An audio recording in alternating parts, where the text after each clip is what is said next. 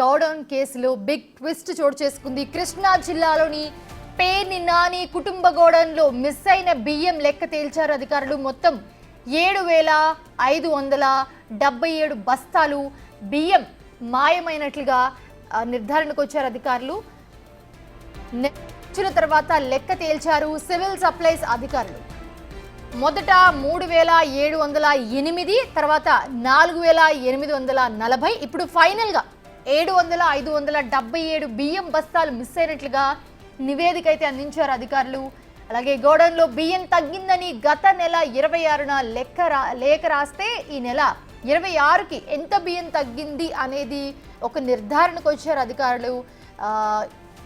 అధికారుల తీరుపై కూడా ప్రస్తుతం విమర్శలు వస్తూ ఉన్నాయి. ఇప్పటికీ కొందరు అధికారులు ఇంకా పేర్ని నానికి సహకరిస్తూ ఉన్నట్లుగా ఆరోపణలు వస్తూ ఉన్నాయి. రేషన్ బియ్యం మిస్సింగ్ కేసులో పేర్ని నాని భార్య జయసుధ ముందస్తు బెయిల్పై నేడు విచారణ చేయనుంది మచిలీపట్నం కోర్టు.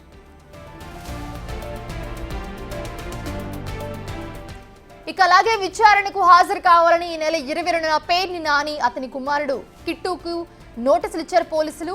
విచారణకు పేర్ని నాని డుమ్మా కొట్టారు. పోలీసులు ఇచ్చిన నోటీసులను రద్దు చేయాలని ఇటీవల హైకోర్టులో పిటిషన్ దాఖలు చేశారు. రాజకీయ కక్ష సాధింపులో భాగంగా తనను అరెస్టు చేయాలని చూస్తున్నారని పిటిషన్లో పేర్కొన్నారు. అయితే పేర్ని నాని పిటిషన్ను డిస్మిస్ చేసింది హైకోర్టు.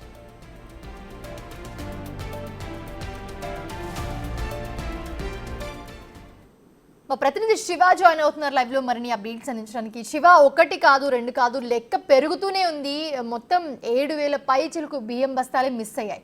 సో ఒక పక్క పేర్ని నాని కుటుంబ మిల్లుకి సంబంధించి వీళ్ళందరూ ఎక్కడికి వెళ్ళారో అసలు అంతు చిక్కడం లేదు, ఇంకా వెతుకుతూనే ఉన్న నేపథ్యంలో ముందస్తు బెయిల్ పిటిషన్ వేశారు పేర్ని నాని భార్య. అది రోజు విచారణ కూడా రానుంది కోర్టులో.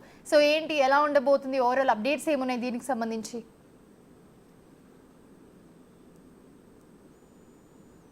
మనిషా మొత్తం మీద చూసుకుంటే పేర్ని నాని గోడం సివిల్ సప్లైస్ శాఖకి 2020లో లీజుకి ఇచ్చిన నేపథ్యంలో దానికి సంబంధించి మొదట 3,800 బస్తాలు తగ్గాయని చెప్పి భావించిన పరిస్థితి కనిపించింది. ఆ తర్వాత దాదాపుగా 4,400కి తేల్చారు. తాజాగా 7,577 బస్తాలు తగ్గినట్లు సివిల్ సప్లై అధికారులు గుర్తించారు. గత నెల 27న పేర్ని నాని లేఖ రాస్తే ఈ నెల 26వ తేదీకి లెక్క తేల్చిన పరిస్థితి. అంటే అధికారులు లెక్కలు తేల్చడానికి నెల రోజుల సమయం పట్టింది. అయినప్పటికీ కూడా స్పష్టమైన లెక్కలు ఇంకా తేలలేదని చెప్తున్నారు.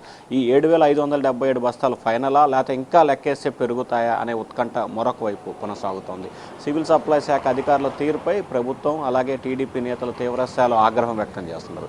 ఇక మరొక వైపు చూసుకుంటే పేర్ని నాని సతీమణి జయసుధ, ఆమె పిఏ మానస తేజీకి సంబంధించిన బెయిల్ పిటిషన్లు ఈరోజు మచిలీపట్నం జిల్లా కోర్టులో విచారణకు రాబోతున్నాయి. ఇప్పటికే 3 సార్లు వరకు వాయిదా పడుతూ వచ్చిన బెయిల్ పిటిషన్లు పీపీ సూచన మేరకు ఈరోజు విచారణ చేపడతామని చెప్పి మచిలీపట్నం జిల్లా కోర్టు తెలిపింది. ఈరోజు మచిలీపట్నం జిల్లా కోర్టులో పేర్ని నాని సతీమణికి ఓటర్ లభిస్తుందా, లేకపోతే బెయిల్ డిస్మిస్ అవుతుందా అనే ఉత్కంఠ ఒకవైపు కొనసాగుతుంది.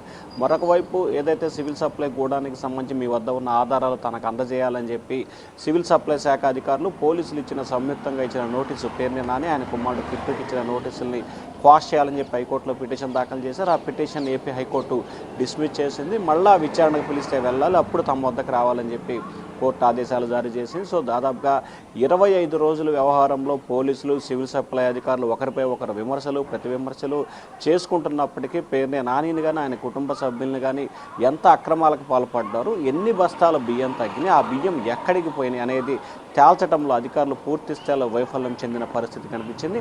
మరొక వైపు పేర్ని నాని గత 25 రోజులుగా ఆయన కుటుంబ సభ్యులు అజ్ఞాతంలోకి వెళ్ళారు. మధ్యలో 4 రోజులు మచిలీపట్నంలో ప్రత్యక్షమైనా కానీ పోలీసులు ఆయనకు నోటీస్ ఇవ్వకుండా జాప్యం నిర్లక్ష్యంగా వ్యవహరించి ఆయన ఊరి నుంచి వెళ్ళిపోయిన తర్వాత ఇంటికి నోటీసులు అంచిన సంఘటనతో తెలుగుదేశం నేతలు తీవ్ర స్థాయిలో ఆగ్రహం వ్యక్తం చేస్తున్నారు. ఎందుకు ఈ స్థాయిలో నిర్లక్ష్యంగా వ్యవహరిస్తున్నారో అర్థం కావట్లేదని చెప్పి టీడీపీ నేతలైతే పోలీసులు సివిల్ సప్లై శాఖ అధికారుల తీరుపై మండిపడుతున్నారు. ప్రభుత్వం మారి 7 నెలలు గడుస్తున్నా ఇంకా అధికారులు కొంతమంది వైసీపీకి అనుకూలంగా వ్యవహరించడం ఎంతవరకు సమంజసం అని చెప్పి కూడా తీవ్ర స్థాయిలో మండిపడుతున్న పరిస్థితి కనిపిస్తూ ఉంది. మరి ఈరోజు మచిలీపట్నం జిల్లా కోర్టులో బెయిల్ పిటిషన్పై విచారణ జరుగుతున్న నేపథ్యంలో బెయిల్ ఇస్తారా, డిస్మిస్ చేస్తారన్న ఉత్కంఠ అయితే కొనసాగుతూ ఉంది. Mounisha, thanks for the updates Shiva.